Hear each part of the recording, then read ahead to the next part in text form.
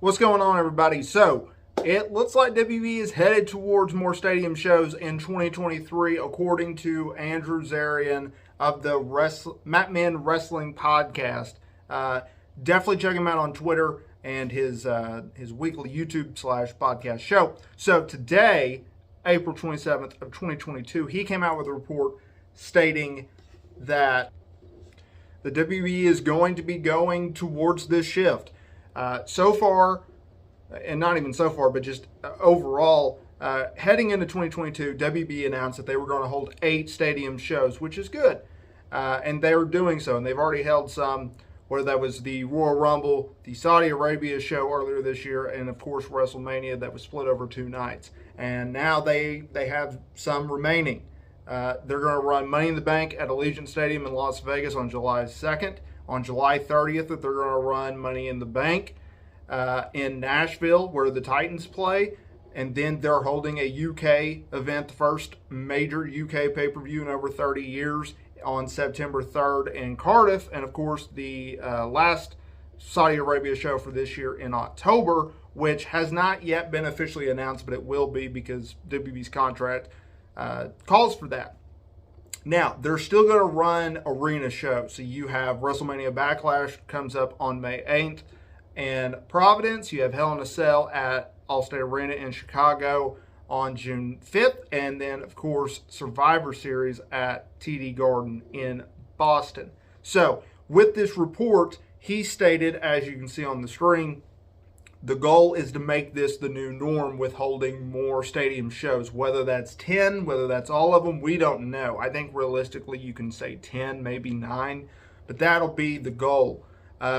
He wants to build up these large stadiums as big shows because you are bringing in more revenue and you're bringing more excitement around the show. And he also pointed out that WB looks at it as, okay, we don't have to sell out for an example, a 50,000 seat stadium to make it a success. In fact, they think if they can just do 20 to 35,000 in attendance per show, then that's a success because you're still getting that revenue, you're still getting the grandeur of the event and everything like that. And they can afford to do that, not only due to their big money TV deals that they have with Fox and NBC Universal, but you also got to keep in mind that when they made that deal with Peacock, the parent company NBC Universal, they got guaranteed money for all their pay-per-view events. And so they have that extra revenue where they can put on these big events. And now, while you may not be able to sell it out, you can still get more money by running a stadium show. And it looks bigger and better on television when you're producing these types of events. You look at a WrestleMania, for an example. Now, obviously, they started this 2-night deal in 2020 because of the pandemic, and they ran at an empty warehouse at the Performance Center, and they split over 2 nights. They continued that trend at WrestleMania 37 in 2021. They continued that trend this year in Arlington, Texas for WrestleMania 38, and they've already confirmed that WrestleMania 39 next year in Los Angeles is already going to be a 2-night event. You get to charge the same amount of money, if not more.